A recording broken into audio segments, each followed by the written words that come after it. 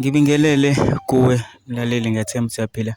Mina ngizocela kuwe laphana ukuthi mangabe usamosha ikhasi-ke wenze okulungile laphana-ke ucindezele ibhathini ebomvu laphana-ke elithi subscribe-ke akubizi imali, kumahhala nje ngisho nesenti-ke elimnyama leli udaba ekulethele lona-ke namhlanje lithi-ke sekuvele insizwa laphana ihlaziyayo laphana ku-TikTok-ke ebe isihlaziya ukuthi yini ndaba uKhuzani engayanga emcimbini kaNgizwe. Umcimbi kaNgizwe ubulaphana e-workshop njengoba sonke sibonile abaculi abaningi bamaskandi-ke bebeyile bonke bephumelele, kodwa-ke uKhuzani yena akayanga-ke.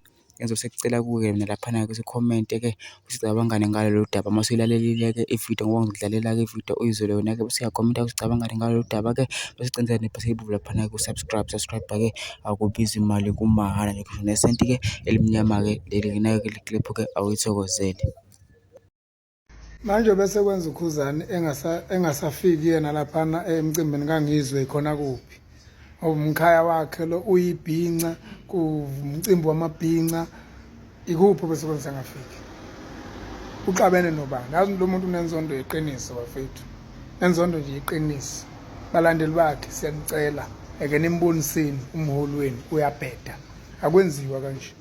Umuntu ngabantu, bengeke futhi nasimjukujile ngamakani this time, bengeke simshaye, bekuzoyibungazwa kuvula unyaka amabhinca.